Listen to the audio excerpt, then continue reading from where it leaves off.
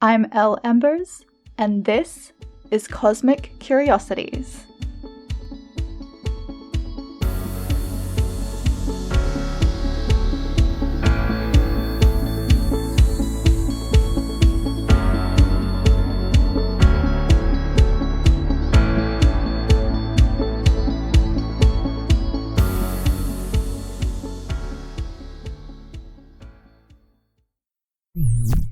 Hey everyone, and welcome back to Cosmic Curiosities. We are in November 2022, and the rock stars involved in the Movember charity are hard at work this time of year raising awareness and support for men's health. So please check out the link in the show notes to head on over to the official Movember website and give a donation to help support their work in spreading awareness and providing life-saving resources for men's mental and physical health. Which leads me to this week's episode. Today we are talking about self-awareness and, more specifically, the lack of support for men coming into their self-awareness and beginning their self-development journeys. And to join me in this conversation is male empowerment coach and author Michelle Preston.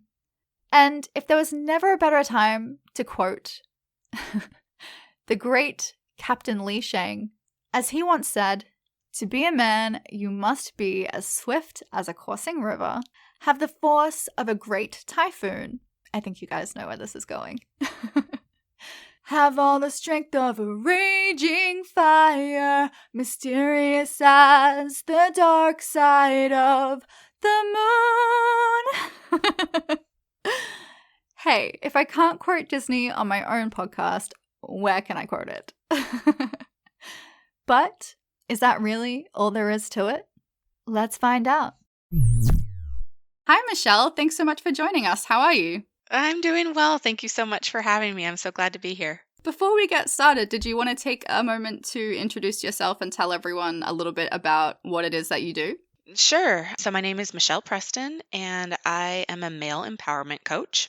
I work with men to help them increase their self-awareness. And I believe that when you increase your self-awareness and know yourself better, you are able to achieve your goals and anything you want in life. And pieces tend to fall in place much better when you know who you are. So my goal is to help men break into the self-discovery awareness field and better understand who they are, why they're here, and how to increase the opportunities in their life. Yeah, you hear so much about female empowerment, but not a lot about men. Right. So I love that. Yeah, it's definitely, I've said before, like we have been doing a really good job of empowering our women and our girls.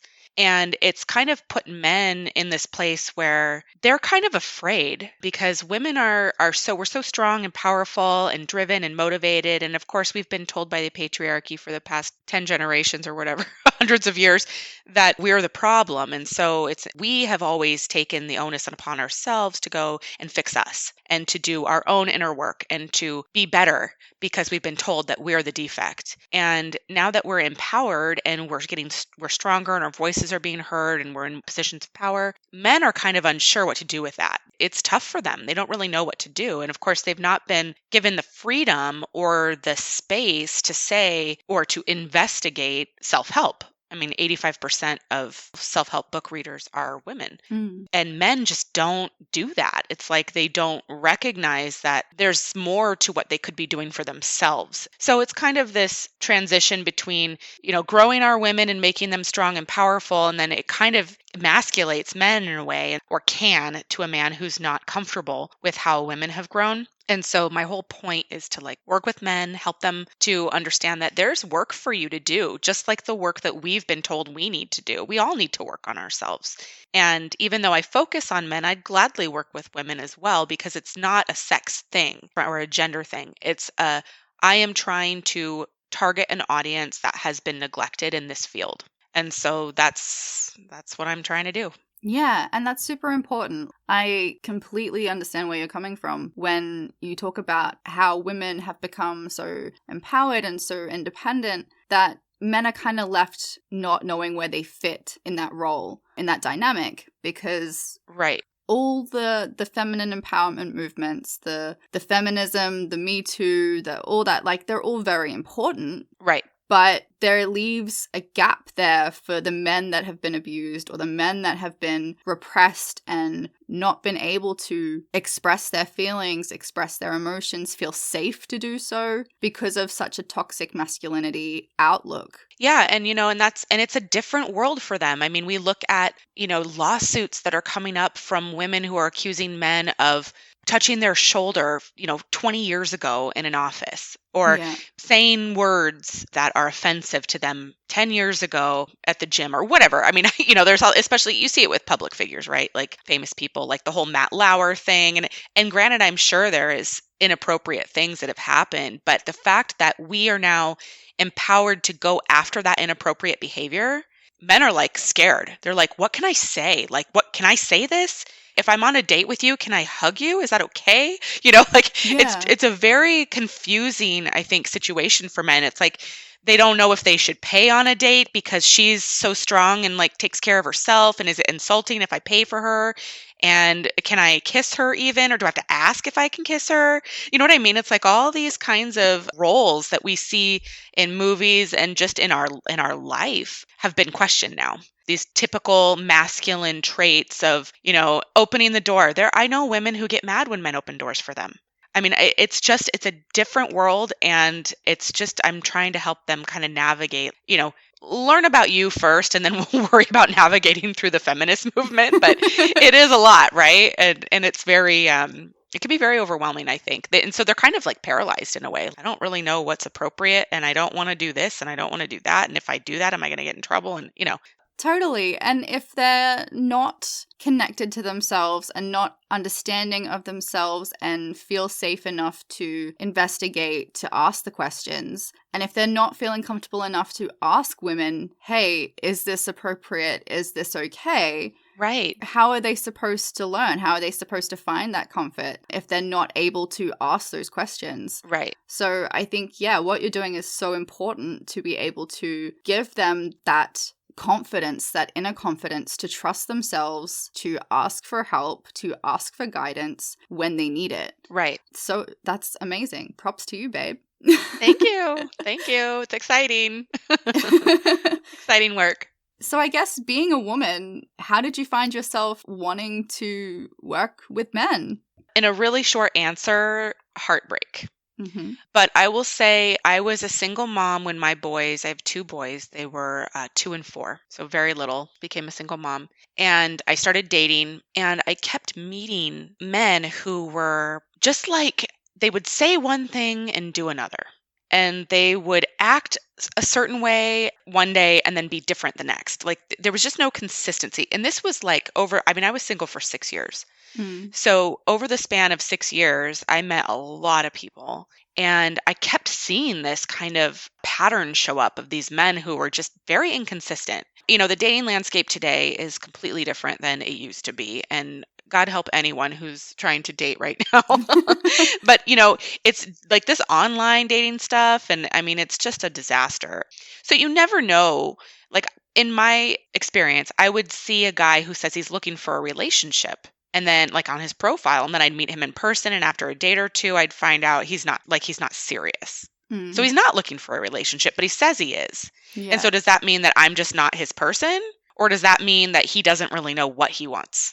Or is he just saying what women want to hear to give him a chance? Yeah. So it could be a multitude of things, right? But the point is that I was meeting a lot of people who were very inconsistent with what they were saying and doing. And so I started to kind of ask myself, like, do these guys even know? Are they even aware of what they're saying? Like, are they aware that they did this thing? Are they aware that they said that and then did this instead? Like it was very confusing to me. So I just started asking, what is the theme here? And I said, the theme is they don't know who they are. They don't know who they are. They don't know why they're here. I think men get in this habit, and women too, but we get in this habit of this day-to-day life where it's just a grind. You wake up, go to work, go to the gym, go home, make dinner, go to bed, wake up, go to the gym. You know what I mean? It's like the same things every single day. Yeah. And we get in this routine of monotony. And I think men fall into that more easily because they're supposed to be the providers, you know. The focus is earn the money, do the job, get the job done, go to work hard. And you let yourself die in a way when you do that. You know, you don't put any effort into who you are or your personal growth. Sure, you might be doing some growth at work, but what are you doing for yourself? And so I think a lot of men get lost in the shuffle of understanding who they are and why they're here and what they're here to do. And that was just the pattern I saw. I'm like, God, these guys just don't even know who they are. And as an empath, I can feel that, you know, and what's so frustrating to me, I think one of the other things that I was seeing a lot is I feel potential in people so strongly. And so I can meet somebody and I can say, wow, they have it. This person could like do all these things. They could be so awesome. Yeah. You know, and I can feel their energy, I can feel their potential, but not everybody wants to or is able to pursue their potential. And so it Yeah. was upsetting to me that I was meeting people and I was like, but you're so good at this. Why don't you do that? And, you know, quit that job and start your own thing. Why are you wasting time? Like, but they just don't have it in them. And I have so many. I actually have a friend right now who's that way. He's phenomenal at what he does, and he won't like leave the day job, you know. And I'm like, get out of the day job, you know. Like you gotta jump. So anyway, those are the biggest reasons or things that I noticed, and why I decided to start working with men. Yeah. I resonate to that a lot. I have been around people where it's like, you know what? I know that you can do so much better than Right. what you're doing. Yep. And Yeah. as a mom as well, I feel like we do that automatically with our children. Yes. And then we kind of carry that same mindset and encouragement and want for people to do their Yeah. best and to achieve good things to the people in our lives. We integrate that over. And when we see that they're not able to follow through or they're not able to really dedicate themselves, it's so heartbreaking for us because we're like, we Yes. know that you can do it. Why don't Yes. you believe that you can do it? Right. And it comes down to a state of readiness too, you know. A lot of times they're just not ready. But they don't know that they're not ready. They don't know that they're capable. They don't know that they have potential. Like it's just this total disconnect from mind and soul. Men are very heady and they're not encouraged to get in touch with who they are at a soul level. And so it gets very, very murky for them, I think. And I think they're met with a lot of resistance in that pattern of living. You know, they get stuck in the job that they hate, but they have to do it because of X, Y, and Z. Or they keep making the same mistakes with dating the same type of women, choosing the same type of women to go out with, looking for the same things as they meet woman after woman. And the relationships keep dying. And it's like you get stuck in those patterns when you aren't in touch with who you are. Absolutely. And what are some of the common themes that you see in a lot of men that are wanting to work with you? I would say probably there are probably two.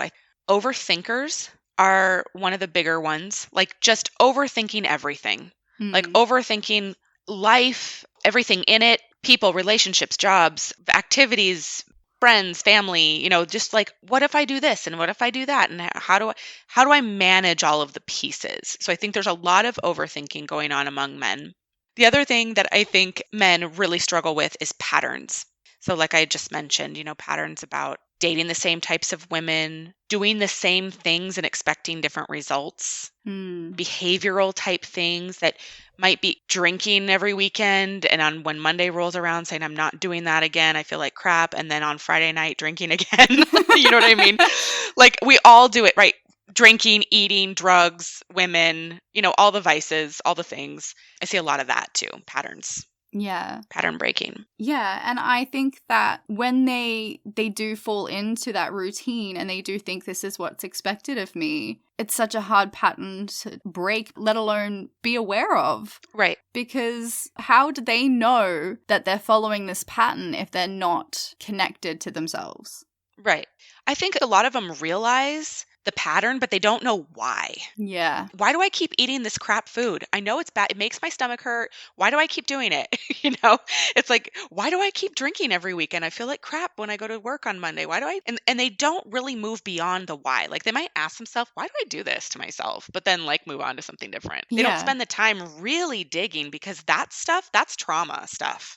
And that stuff that's deep seated and that stuff that's painful. It's scary. And when you don't have someone helping you through that process, it can be something you just shove aside and you're like, I'll get to it someday, or never, ever. Yeah. I'll be fine. I'll just get rid of the booze in my house and not buy French fries anymore. You know what I mean? Yeah. Like, it's kind of like they do things to try to mitigate sometimes what they're doing, but very seldom is it actually digging deep into the person of who they are and their soul of who they are. Yeah, a lot of the time it's a Band-Aid solution. Yeah. They're just looking to put a Band-Aid on it and go, it'll be fine, it's fine. But then when that opportunity arises and, the Band-Aid's fallen off, then Yeah. the problem is still there. But, and that's part of the problem too, is this Band-Aid situation. Men tend to be very proud. Their ego gets in the way of a lot of work that they should be looking at. And the Band-Aid is good enough for a period of time, but you're right, it starts to fall off. And at the end of the day, you only have yourself to look at. So it really is it is a self problem. But the Band-Aids come out because men are proud and they don't want to ask for help and they don't feel safe doing it. They'll never admit that they don't feel safe doing it, but they don't. And that's why they don't. So it takes a very, I want to work with all men in different stages of where they're at in their journey. But really, I try to target the guy who is just oblivious to all of this. Yeah. Because I think they're the ones that need it the most.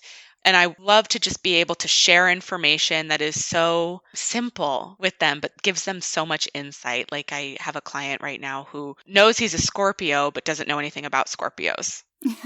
And you know what I mean? Like just little things like I love the horoscope. I love the zodiacs for just a basic who am I discussion because they're so right on about so many personality traits. And I think when men learn about the zodiac and that their sign, I think they start to recognize the resonance and they're like, damn, that's me. I totally do that. And that's like the tip of the iceberg. That's where it starts to pick away and you start to realize there might be something more under here. But I think the zodiac is a gateway drug. Right. But it's a great introduction because it is so mainstream. Yeah. Right. Like everybody asks, what's your sign? Who, what are you? And you're that. Oh boy. And, so I asked him, what's your sign? He said Scorpio. And I was like, oh, okay. I see. I can see that. And he's like, what do you, and so you introduce a little bit and they're like, oh yeah, wow. Huh. Interesting. I never knew that, Yeah. So it's a good kind of introduction into self-work, I think. Absolutely. And like you said, it's so mainstream. Like everyone knows what their star sign is. Right. Even, when you start introducing them to like your moon sign and your rising sign and everything else as well, that it all gets a little bit more involved. And they're like, yeah, I do have this and I do that. And it all kind of connects the dots a little bit for them and they start looking into other things like maybe human design, for example, like, oh yes, I have, for example, they're a projector and they're like, wow, yeah, okay, I really resonate with doing that as a projector. Right. And that's what I do. I walk them through a lot of these basic who am I things like zodiac signs, Myers-Briggs personality, type indicator tests, enneagrams, human design, whatever it may be. But yeah, just basic things like that. Do you even know what your personality type is? Because that tells you a lot about yourself. And it's so helpful when choosing a career or even pairing up with someone else. Like if you're an extrovert and they're an introvert, that's going to be a challenge sometimes, or maybe it'll be complementary depending on where you feel extroverted or introverted or whatever. So, there's definitely a lot to be said for just the simple things that are out there. Yeah, and just allowing themselves to be more open to those concepts, I think, is just a win in itself because so many guys, they are conditioned in such a way that, I'm a manly man, I don't consider those things. And because they are, or they can be, so analytically minded, to think about something that has no, I guess, quote unquote, scientific evidence or whatever, gets a little bit, I'm being silly. Right. Well, it comes down to the thinkers versus the feelers, right? And masculine traits or men have been taught to be thinkers. They're very heady. They're very practical. And they're visual, right? So what's in front of me is what exists. Yeah. And if I can't see it, touch it, hold it, feel it, it's not here. And I've seen an increase in men who are opening up to those concepts, to the, metaphysical world. And it's fantastic because I think if we could all get there, this world would be so much better. But it's a long history of being told or taught certain things, and it's hard to break. Habits. What is that saying about old habits die hard or Yeah. whatever? So Absolutely. When you've been yeah, conditioned to be a certain way for 30 something years, like, right, yeah, what other way do you know? right, exactly. It's like cracking that shell. Just gotta break them open sometimes. So Yeah, absolutely. I mean, I myself am very fortunate because my husband is so supportive of what I do, because obviously what I do is a bit out there right, in I the love it. metaphysical world. I love it. You're my people. And he and he is so supportive, but he is also a very analytical person. Mhm. But being with me, and the longer he's been with me, the more he has shifted Yes, his mindset and his overall perspective, right. to the point where, we can go into a crystal shop now and he's like, what does this do? What's Right. this one? Can I Right. get this one? I like this one. Right. And it's like, Yep. oh, okay. Yeah. Well, then you say to him, well, so you were drawn to that for a reason. So, Yeah. okay, yeah, like there's a reason why you want this crystal, like why it appeals to you. So, yeah, it's interesting. It really is. And I'm hopeful that actually this is a good point that you made about him kind of growing in his path being with you. Yeah. Most men learn about this kind of thing or like self-work from women, right? So it's like I had a client the other day say, yeah, I didn't really know about this until I met my wife. And my wife started to talk to me about certain aspects of things, whatever they may be. And he's like, and she's the one who really made me who I am today. It was like being with her that really opened my eyes to looking at me. And the truth of the matter, and that's why I feel so powerful being a woman in this position, because I feel like I'm like, the auntie or the cousin or the sister that's just going to shoot it straight, like Yeah. I'm here to help you and I want you to grow in who you are. And it's not romantically linked. I'm not your girlfriend or your wife. I'm not trying to tell you to do the dishes and the laundry and then come talk to me about how you feel. Like I'm here as an expert in knowing how to find yourself and be who you are and find your purpose and understand why you're here. And being a woman, I have a different spin that offers insight into how women think as well. So it's true that men typically, when they grow because of a woman. And I'd like to be that person for them.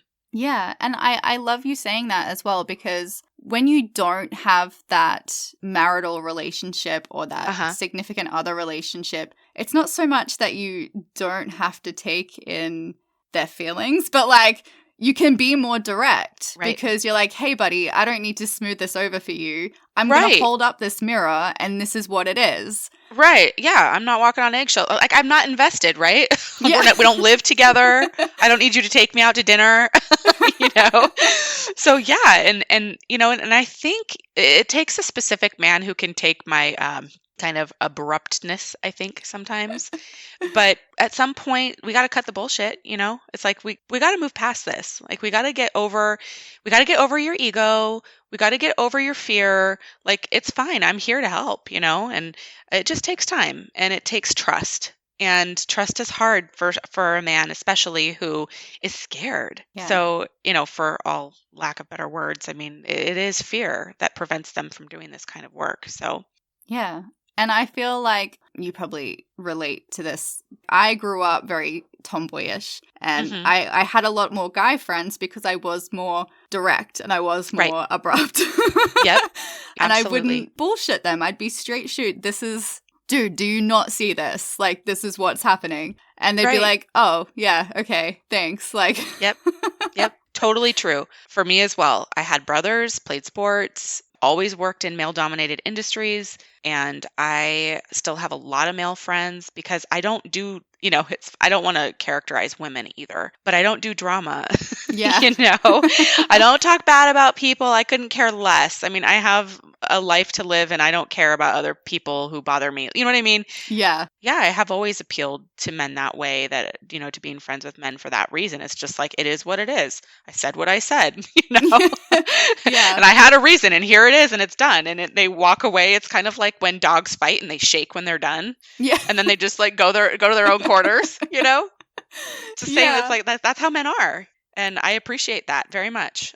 Absolutely. No, I totally agree. I totally agree. And I feel like this is the thing, is a lot of people think, oh, women really need to be more into their feminine and less into their masculine energy. But I feel like it really depends on the situation that you're in. Absolutely. It fluctuates. Changes Exactly. by the minute. Yep. Because they all have their moment. Right. They all have their spot to play. And being in your masculine energy and helping men come into their awareness of theirs, Right. that's how you're going to best align with them, rather than using your feminine, because they're not going to connect with that, especially when Right. they've been conditioned for so long to be a man, to not Right. show fear, to not express feelings, to not be in a vulnerable situation, or working on yourself. Like, fuck that. Right. Right. Absolutely. Yeah, it is definitely hard to even tell men that they also have feminine energy. Yes. You know what I mean? So when, like, I have a lot of masculine energy for various reasons, but there are moments that I like to be in my feminine when I am in my home with my partner, with our kids. Like, there are moments, right? Yeah. And men need to understand that it's okay for them to be in their feminine in moments as well. I mean, the overflow of masculine energy can be very toxic. It's just, I mean, I'm not talking in terms of toxic masculinity, but in terms of how they treat themselves or how they treat others or how they allow or don't allow certain things to come in to their field. And so, it is really important for them to understand that we all have masculine and feminine energies, and they all change from moment to moment based on what's going on. And it's okay to receive. It's okay to get in your feminine and accept help. It's okay to look inward. It's okay to allow yourself to open. So it's dangerous. It's a fine line to talk about energy with men, I think, because unless they understand that we all have both, it's like it's a moot point. Like, you don't even want to bring it up because they'd be like, I'm not feminine. I don't, So it can be a little bit of a challenge, but it's a very important thing for them to understand for sure. Yeah, I feel like that feminine energy can be almost a triggering word for them. Yes, absolutely. Well, I had a TikTok commenter accuse me of trying to turn men into women. Oh, okay. And I'm like, dude, that's not what I do. First of all, like, why would I ever do that? We have plenty of women in the world that we don't need men to be women too. Like, I don't need to turn you into a woman unless you want to be one, and then you can figure that out. But, it's not my place. So anyway, it's interesting that he accused me, like it's a bad thing, right? First of Yeah. all. So yeah, it's interesting. It's just a projection of his own insecurities there, Oh, I for think. sure. And I think I commented back something like that. I said, if you're going to accuse me of doing something that I don't do, you should probably look at why you're accusing me of this or something like that. Like, you should probably look at yourself right now because you're being triggered, clearly. Yeah, and that's the thing too, is like some men, they can be aware that they have these triggers, but not know what to do about it. Yep. And I think like there's often been conversations I've had with men in my life where I'm like, well, you realize this, right? Right. And they're like, yeah, I realize it. And it's like, okay, what are you going to do about it? Are you going to make a change here? And they just kind of brush it off because they don't know what the next step is and they don't know how to move forward from there. Right. Because the feeling is so overwhelming and it is so big that their ego picks it up. So if they're triggered by something, it's rage, it's anger, it's frustration. It's all of these like high stress emotions that bring up this toxic masculine form of anger and aggression. And so they don't really know beyond just being mad and wanting to punch something. They don't really know what else to do with it. Mm. And it takes a very developed person or someone who's done work around like shadow work and stuff like that to really look back and be like, wait, okay, why am I feeling so triggered? Like, let's look at what happened. Let's figure out the emotion that I'm feeling. Where does that emotion come from? And it's a really hard thing to do without guidance. Yeah. Unless you know about it already. Like, I don't think you always need somebody to talk you through things like that once you learn how to do it. But if you don't know how to do it, you just stop at the, I'm so mad, I just want to punch something. And then you punch something and then it's gone. I mean, we see a lot of men, a lot of women do this too. You know, they have a stressful day at work, they go and run 6 miles. Mm. You know, it's that completing that stress cycle, that stress response. It's like you just complete the cycle, get rid of the stress, the stressor, and close it out. Yeah. It doesn't always get to the trigger part. It doesn't get to the why though, right? Exactly. It solves the problem in the moment of that adrenaline rush and all of the fight or flight, but it does not address the why. Yeah. It's that Band-Aid solution. It's Yep. coming home at the end of the day, having a bottle of wine and making Right. yourself so numb that you don't have to think about it. Right. And that's so easy, right? It's so easy to do. And that's why so many people do it. Mm. Because it's such an easy fix to just forget your worries and drink it away. or go to, and if you're healthy, you go to the gym and like exercise a bunch. But even then, is that healthy really? Like, is it healthy to spend 6 hours a day in the gym? No, maybe not. Mm. So, you know, whatever the crutch is, it's a crutch. Yeah. And I mean, obviously, we've talked about the stigma about men wanting to work on themselves and feeling safe to work on themselves. Why do you think this is still such a problem in today's society? Why are men still shying away from self-development? Pride. Pride, number one. And then just this deep, innate, biological response to questioning their manhood. Mm. Right? Like, I think they feel threatened by it. I think if you say, no, you need to work on yourself, well, nothing's wrong with me. There's nothing wrong with me. I don't need to work on myself. You know what I mean? So there's the pride, right? And that comes from, I think it comes from the patriarchy. I really do. I think it's just a general consensus about how men have grown to exist. They founded the countries and ran the companies and expanded the nations and run the government. And then all of a sudden women start trickling in and then it starts to get a little bit more complicated, right? Yeah. We start coming in a different place and then they don't really know what to do with us. And then we start to overcome them in a way. And then they really don't know what to do with us. Yeah. But I do think, I do think pride is probably the biggest thing. They're not ready. It's like, we talked about in the beginning, like we've done such a good job of empowering our women. Women are ready. Like we are ready and we've been grown to be ready. Men are not ready for this. They have not been taught that this even exists. I don't know of any other women coaches who work with men. I'm sure they're out there, but I don't know of any. Yeah. I do know a lot of men who work with men coaches, but I don't know that men even know that this is a thing. And I think the only way that they learn about it is by dating people like us or marrying people like us who teach them about it, right? Yeah. I mean, how else would they know? It's not like they're at the bar drinking beers and watching the football game and being like, "Oh, dude, have you done shadow work before? You heard of that?" They're not having those conversations because they don't even know it exists. Yeah, and that's a big thing you bring up as well, because working in this industry, I have found so many women empowerment coaches. Yes. And so many men coaches who empower women. Yes. Yes. It is very, very, from my perspective and my experience and from what I have seen, is very women-based. Yes. And even working on the podcast and meeting spiritual practitioners and coaches and communicating with them what it is that they do, even communicating with the men, their whole coaching system is based towards women. Yes. It's not even about men coming into the fold. And Right. I find that this is such a big question in my head, because it's like, okay, if there's men coaches that are working on women empowerment, on self-improvement, self-development, why are they not helping the men in their lives, the men in the world? Why are they not helping them get to the same path that they're on? Because obviously they've had to do some development to get to this point. Sure. Yeah. So why are they not encouraging other men? What is the barrier there? I think a lot of the barrier is just that women will buy it. Like I said, 85% of women read self-help books. The readers are women, right? And so women are always looking to improve. We're always looking to like, oh, it must be me. Okay, I need to go on a diet. I need to learn about myself. I need to find a new career because I'm not happy here. How do I do that? I need a coach. Okay.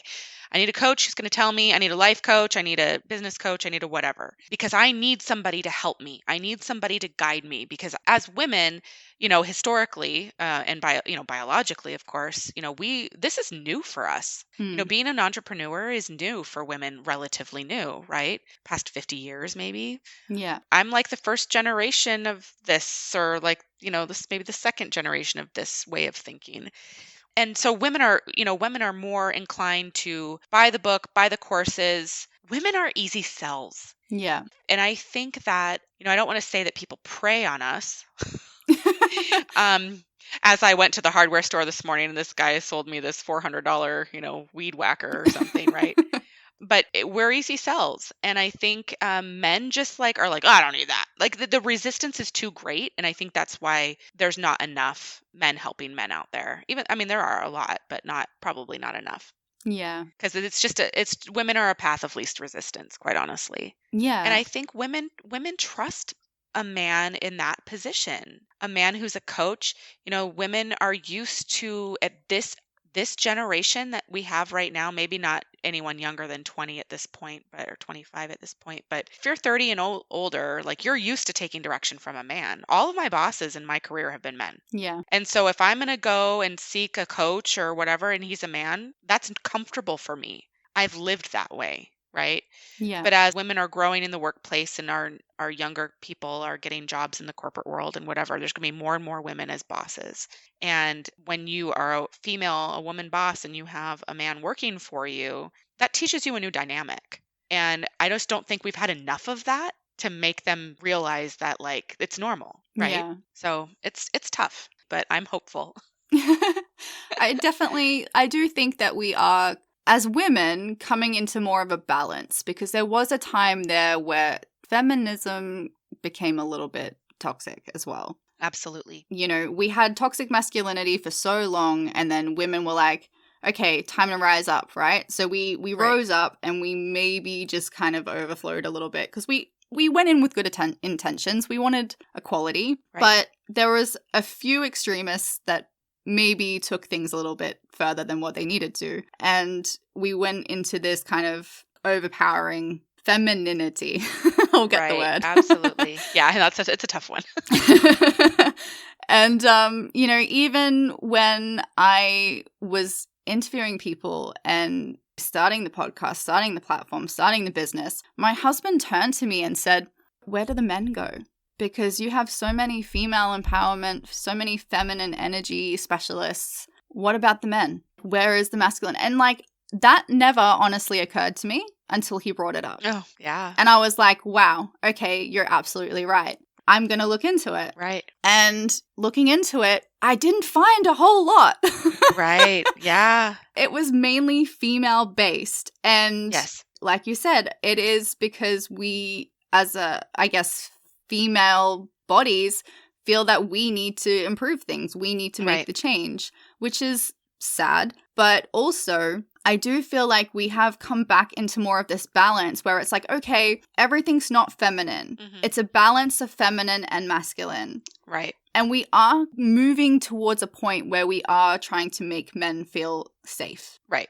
Men feel included. Because I feel like I did speak to someone else about this and on the podcast about the concept of feminine energy Mm-hmm. coming across from historical and ancestral wounds. Because obviously, when men went to war, women had to pick up the slack. Right. And we kind of held on to this mentality of we've got to do everything. And, yep.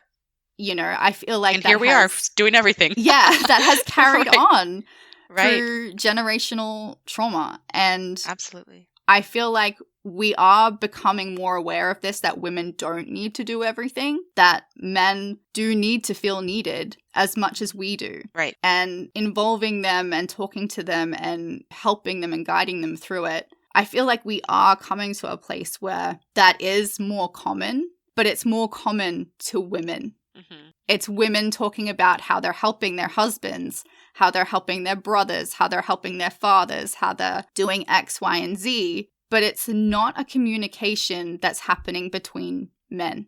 It's not men, like you said, in a bar having a conversation about shadow work. It's not men talking about, hey, have you tried past life regression? Have you tried, what's your sign, dude? Yeah.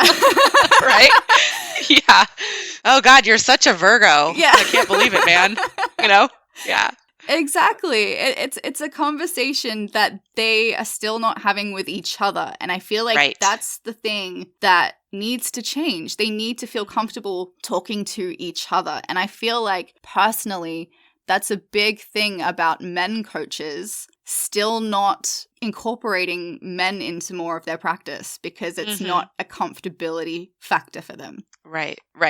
No, that's a very good point. I mean, you're right about just at some point we have to make these conversations mainstream for men because they are mainstream for women. Yes. For the most part. And all the growth that women have done over the years, it's just interesting that men have been left in the dust. And I think it just has to do with this whole be a man and figure it out.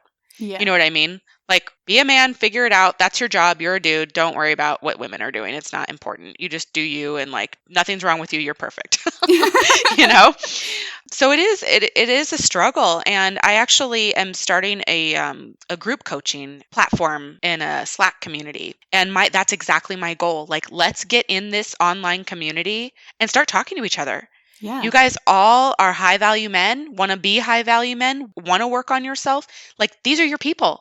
I'm trying to connect the people. Yeah. And so I'm hoping that this community will help kind of foster those conversations among men because I think it's very important. Absolutely. I love that. I think too, with men, I find a lot of men, they have this mentality, like they hear about manifestation, they hear about the laws of attraction, and they go, fuck yeah, like I want to be abundant, I want to make more money, I want the good shit. But then they don't know how to do the work. They don't know how to get to the conversation of, how do I do this? Can you please help me? Right. But they hear about the good things and they want these good things. They're like, yes, I want more money. I want more power. I want more value. I want more integrity. I want more respect for myself and from others. And it's like, great, dude. Like, yeah, get that. And they're like, great. I don't know how to do it besides being really masculine, and it's not working.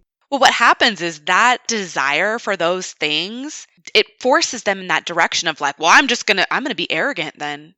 I'm deserving of all of that, and I'm just going to go out and puff my chest up and just be cocky. And that's not how you manifest, right? But you're right. They don't know how. And God forbid they pick up a book about it, Yeah. I don't know. I do know a lot of men who like to read, but not this kind of stuff, especially when it's not targeted towards them. Like, I just read a great book the other week called Burnout, which is a great book about the stress response that we talked about earlier and the stress cycle. But it's written for women. Yeah. It's written for the women who do it all that we talked about, But like, I don't know that there's a lot of books like that for men that are like geared towards men. I feel like even the books are written for women. Which is why I wrote a book for men. Well, someone's got to, right? Like, that's right. It's a market. Hello. Like, we have a market who is being missed here, and we need to do something to bring them in. Like, we got to get better here, people, all of us. Absolutely. And that's the thing, is the more men have this awareness that, hey, look, these things are achievable for me, but there's a way to do it, and this is the way to do it. They are gonna fucking go. They're gonna go, okay, tell me how to do it. How do I do it? Right, exactly. Yeah. But it's just having that awareness and having that conversation first to then go, hey, you want power, you want money, you want security, you want respect, you want to be valued, you want appreciation, you want to stand in your own and be, quote unquote, a man, have everything you want. You gotta do this shit first. Like, this is how you do it. You've got to let some of that feminine energy in to allow things to ebb and flow. Yep. Yeah, it is. It's just the conversations aren't being had. They don't know that I exist, for example. You know, like, how many men are out there searching up for coaches, period, first of Yeah. all? Secondly, a male empowerment coach and a woman male empowerment. I just don't know that those searches are even happening. Mm. It's like not even a thought because they stop when the resistance is felt. Or they're like, oh, my wife will handle it. Right, right. She'll tell me what to do here. I'll look to her for her advice, which is great. It's great that it's funny though. It's funny that in relationship, men are open to these kinds of things, but not outside of it. Yeah. It's like because they have to get to this point where they feel safe. And in relationship is where they feel safe most of the time.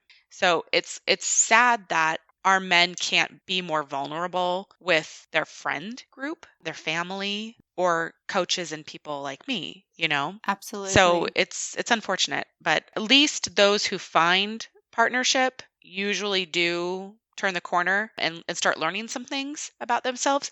But I had a mean TikToker who was commenting on one of my videos, and he was just like, well, I was married and my wife, she used to tell me how to be. And so they take it the wrong way, right? Like it gets twisted sometimes. Like it's an attack. It's not an attack usually. Sometimes, of course, I'm sure. The bottom line is you have to find a partner who is capable of seeing you for who you are and knowing who you are and helping you learn more about yourself. Not every woman wants that. Some women want to shape men into what they want. Yeah. And put them into little boxes and say, no, I don't. I want you to do everything like this and I want you to do that this way and then you'll be good enough for me. Whereas people like me who are not in a relationship with them will say, what do you think about this? Where do you want to be? How does that, how do we connect the dots kind of a thing? Yeah. So it's different in terms of where they're getting their information, of course. And not every wife is good at this. And not every girlfriend can see the possibility of who they are and what's important to them. And not every relationship is supportive. And so I don't want to suggest that every man should just go find a woman to help him discover himself because not every woman is capable of that. Not every person is. It's a special skill, I think. Exactly. And, and I want to be inclusive here because I have had a huge growth in myself through my relationship with my husband. He has taught me so much about myself. Yep. So guys, it definitely works both ways. Absolutely. When you have a supportive relationship, it goes both ways. Right. It's never one-sided. It's never a man being improved and working on himself and, the wife is just perfect. Right. That's never the case. Not how it works. Nope. It's never the case. And that's a really good point because I do think that when we encourage people, men or women, to work on themselves, then they feel like they're the problem and the person who is suggesting that they work on themselves is perfect. Yeah. It's like this dichotomy of, oh, you're telling me I need help, well, you need help. Or you're telling me I need help and you're perfect. You know what I mean? Like it's like a bone of contention, I think, for a lot of couples or people who are friends or whatever, that when you point to somebody and say, I think you'd really benefit from some shadow work. And they say, well, what? Like you've done all your shadow work? Well, no, but I want to and I will. And or yes, I have done some and I think it'd be really good for you. But it's like they pin each other against one another, right? Yeah. But it's true. I mean, God, every relationship that I've ever had, I've learned about myself. My growth does not stop ever. And I think that's true for every human who's open to it. I mean, our goal in this life, like spiritually, is to grow, right? Grow and experience and ascend and learn more and be more and do more. And the more we open ourselves up to allow for that, that's what's missing is men are not open to this. They've not been told they can be or they should be or supported through it. But it's like, it's a matter of opening. That's really all this is, Yeah. And of course, as well, like this isn't exclusively for men who are in relationships either, or women that are in relationships. Right. Or even if they're in a same-sex relationship. Yep. It is just completely open to all aspects and all people because even when you're single, right, you're still improving, you're still growing, you're still changing, you're still learning. Right. And whether you're in a same-sex relationship and your wife, your husband, your partner, your significant other, with whatever they may be, they have things to learn, you have things to learn, and it's about supporting each other through that process. Right. Absolutely. Yeah. And that's a good point too, kind of to tag on to what you said earlier too, like, women need help just as much as men do. Yeah. Women need to do this work too. Like, I want that to be very clear, because this is not, and it gets I say men, and I say men in quotes, because my book, A Basic Bro, like, that's my target market. So that's what I call man, right? Is a basic Yeah. bro. But really, this work is for everybody, and we all need to do it. No one is excluded from this. I mean, this is all growth based, and we'll all be better together in whatever format or form or function if we put the effort into ourselves. Absolutely, absolutely. I think the intention with this as well is just that men don't receive the support that women receive. Right. And that is what your aim is to provide that support, right? Absolutely. Yep. That's Yeah. exactly it. And the space. I think people in our line of work, we're really good space holders, right? Like, that's what we do. And I think they just need the space. They need somebody to hold it open and say, "Hey, come here. I'm here to help you." It's safe, it's confidential, like, Free from say what you judgment. want. Right, free from judgment. And that's the fear piece of it, right? It's like they're afraid of being judged. I mean, we all are. It's human to be fearful of judgment. But at some point, you just got to be like, the gains that I can achieve from doing this work are so much greater than the fear I feel in this moment. So you just kind of have to, like, that ego needs to just tick down a little bit, and you have to kind of, it's almost like not a resignation, but like, well, you kind of have to resign to the fact that, like, it is what it is, and I just have to relinquish control. I'm done. I'm going to be present. I'm going to be open. I'm going to be here. Yeah. And that's how you grow. Yeah. I've found that in my own journey. I used to be a super controlling person because I was very much in my masculine energy and was not allowing feminine to come in. And so I was your basic fucking bro, dude. Like, right. Right. Right. And I was like, everyone else is the problem. Right. I am fine. Right. And it took me to go through my own journey to allow the feminine to come in. So, I mean, I do relate to men a lot because I feel like I was one of you. Right. Totally. Totally. Absolutely. Well, and that's a really good point too, where you said, it's not me, it's you. Yeah. Like, if you notice, like, a pattern of that behavior, it was her, she did this, he did that to me, she did this to me, that person did this, and the finger pointing associated with blaming other people for your problems or things that have happened to you or whatever, that is a sign that it is not them. Yeah. And I experienced this myself. I kept attracting the same kind of guy over and over and over and over and over again. And one day I was like, it is not them, it is me. and it opened a whole new world for me to realize that my codependency was kicking in, that I was attracting needy men because I needed to be needed. So it really is, when you start looking at different people and pointing the finger, point it back. Yeah. Always. Because it is you. Yeah. I mean, it could be them too, but it is you as well. So yeah. And it's like if you're dating shitty people, there's a reason you're dating shitty people. Yes, there is. Yes, there is. Absolutely. There's always a reason. That's what I say, the patterns. Like, you got to start looking at patterns. What's happening over and over and over again to you. Yeah, exactly. And it's like, it's the same thing with, so say you're having stomach cramps all the time, right? And you're like, oh, it must be when I eat ice cream. Like, I must have a dairy intolerance. That's totally what it is. But then you don't eat ice cream one day and you still have the stomach cramps. Right. Obviously, there is a different underlying issue here. Right. That needs to be looked at. It's not just the ice cream. You can't just blame ice cream. Right. And we say that, we do that because it's easy. Yeah. Another Band-Aid, right? And then we excuse the days that we feel like crap without eating ice cream. Oh, it just must be a bug. I just have a flu or whatever. Yeah. Then you eat ice cream the next day and it hurts. Oh, it's just ice cream, Exactly. But you're right. It always is something underlying, for sure. Yeah, it's needing to have a look at the bigger picture and not just pointing the finger at the ex-girlfriend, the ice cream, your Right. mom, your dad. Right. Like, Totally. Totally. Yeah. If you start looking at other people, turn it around. yeah, absolutely. And I think the big thing too, which I should have mentioned earlier as well, is that men who have that mentality of like, oh, my wife will deal with it. You know what, guys? You're creating resentment in your wife. Oh, absolutely. Yes. Yes, yes, Because yes. she does not want to parent you. No, she doesn't. And this is a big deal, especially with my my codependent behavior and or my, personality trait in the past. I treated men like my children, the luckiest men on earth.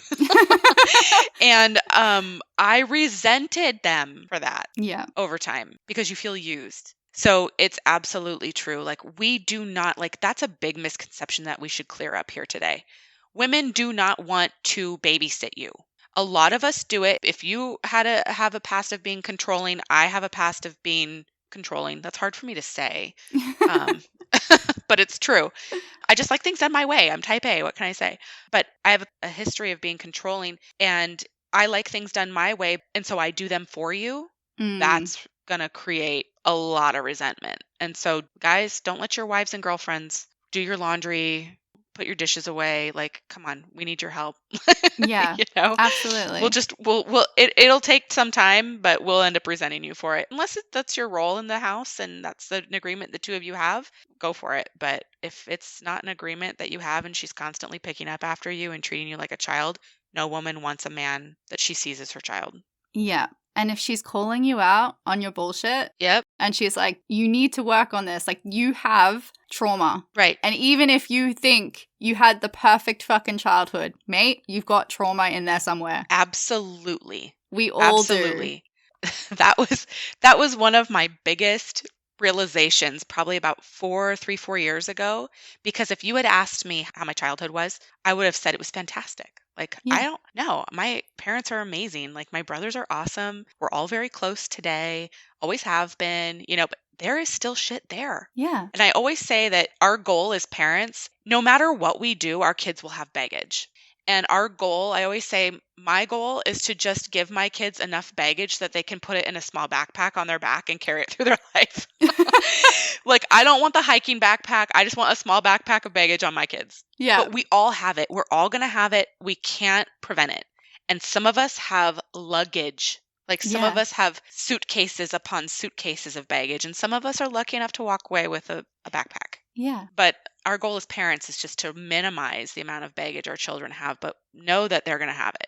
And that's kind of was my situation. Like, my parents are amazing. I had a great childhood, but I still have it. I still have the baggage. I still pack it with me. I unpack it through my shadow work and all the different growth I've done for myself. So it's a learning experience. And if you'd asked me if I had baggage 5 years ago, I'd say, no way. My childhood was great, but shoot, it's there. Exactly. And that's such a thing that I find is really common with men. Mm-hmm. Is that it's like, no, all my family, like, my parents are still together. I never went through divorce. Like, my siblings and I get along great. Like, there's never been any issue. There's never been any problems. I don't have shit. Like, I had a great life. I've still got a great life. But yet, you are so reliant on your partner to sort your problems because you can't look at them. Right. Or you don't want to look at them or don't want to even acknowledge that they exist. Right. And it's repressing your emotions and repressing your trauma that will come up in other ways. Absolutely. Yep. Or it was because your mom solved all your problems for you. Yes. As a child, right? Which is baggage in itself because it creates baggage in the future, right? Yeah. It's like because the resentment's going to hit, the divorce is going to happen, the kids are going to be who knows what. So, yeah, it's all something that we just really need to spend more time looking at where we came from. But you need somebody to trigger those questions in you. Yeah. Because a lot of us can't really, like I said, 5 years ago, I was blind to my baggage, right? So how did I come across that in a therapy session? That's how that came to me. And so just talking about it, talk is so powerful and so helpful. Exactly. And if your girlfriend, your wife, your partner whatever has made you aware of these triggers, this baggage, this trauma, and you're like, oh, yeah, cool, I know it's there now, and you just shove it aside, and they are expected to fix your life, you're not going to have a lasting relationship. I can tell you right now. Yep. You're too much work. At the end of the day, you're too much work for somebody else to take on. Yeah. And we have our own shit and we have our own things to do. And so it's tough. It's a tough kind of pill to swallow, I guess, when it comes down to it. But remember too, like to your point, like if things are brought up, it's not because there's not a reason for it to be brought up. Like there's a reason, right? Yeah. And when you dismiss what somebody says, even though it's about you, it's really dismissing their needs because she's telling you in that moment, I need you to be more, or I need you to work on this part of yourself so you can be better for us and our family, or whatever the case may be. And so it's not just like, we're not just nitpicking and, saying like, oh, I just don't like it when you do this. And I'm sure there are plenty of women who do this for petty things, right? But this is our expression. We're telling you we need you to do this. Yeah. And if you just cast it aside, you're telling me I don't matter. My needs don't matter. And so as small as these requests may be, they may be very, very impactful. If those things are brought up and you do go, okay, I hear you and I'm going to work on it, and you don't know how to work on it, this is where you contact Michelle. That's right. This is the point where you get on your computer and you find me. And I help you through it. You're right, though. Yeah. And you put aside the pride and you go, you know what? I need to fix this because if I don't fix this, my life is going to fall apart. It might not happen today. It might not happen tomorrow, but it will happen at some point. Yes, it will. And you could avoid going through that shit if you just get into that little bit of discomfort now and ask for help. Absolutely. And I want to be clear too, because this is a big distinction. I am not a therapist. Yes. So I do not have a degree in psychology. I have a BA in business and an MBA. I am not a psychiatrist. I cannot prescribe medications. I am a coach. I am a coach. I am not somebody who can diagnose you. I don't diagnose. I just am here to help. For all intents and purposes, you can call me a coach. You can call me a counselor. Whatever word you feel comfortable with. But I am not a therapist. And I think there's a lot of stigma around therapists, especially with men. Yeah. And so just know that. If that should make it a little bit easier to ask for help, I think. Absolutely. It's your guiding hand. You're like, hey, yes, I can point you in the right direction of how to get from point A to point B. Right. And, point B looks really fucking good. And you get like the job that you want, the life that you want, the wife that you want. Right. The ideal outcomes that you could ever possibly dream of. Like, point B is a great fucking place to be. Absolutely. You just need to get there. And this is the guide. This is the help. This is the push to get there. It's not the typical therapy of I need to go and talk about my feelings now. Right, exactly. Because really, your feelings and emotions are very, very critical in understanding the whys behind why you're here, why you want to work on this, very, very critical. So there has to be a level of discussion and understanding around your emotions and feelings. But I'm not going to sit here and be like, so how do you feel today? Do you feel sad? Well, what happened today? That's not what this is about. Yeah. So, and, call me whatever is comfortable. I can be your mentor. I can be your coach. I can be your guide. Like whatever it is that makes you feel better about how you see me, call me that. I don't care, but I'm not a therapist by trade. So I just want to make that clear. I don't expect a therapy session, I guess I should say. Yeah. But it will be therapeutic, but it won't be legit therapy. And I think that's a big misconception that a lot of people make in spiritual industries. Like majority of spiritual practitioners, yes, they have certifications in things, but it's not psychology. It's not psychiatric practices. For example, it's NLP, it's life coaching, it's different aspects that help you along the way. It's not diving into there's a chemical imbalance in your brain and we're going to medicate you. Right. So very different. Absolutely. And it's a good distinction to make too, because psychology and psychiatry, it's the study of the mind. It's scientific, it's chemical. Yeah. It's there's diagnoses and medications and labels. And what we do is more heart-centered, Yes. right? So it's not the head, it's the heart. Yeah. And I think the heart, in quotes, is a really hard thing for men to understand. I think it's easier for women to understand, but also very difficult for some to understand as well. But the heart, when I say the heart, soul, purpose, soul expression, who am I? Why am I here? Those kinds of things. It's not your physical heart and its beats and, Yeah. the blood flow and all that. Like heart space is, I guess, what we should probably say. Yeah. Heart chakra. But yeah, it's definitely like, a different way to look at what we do versus what scientific, psychologists and stuff like that do.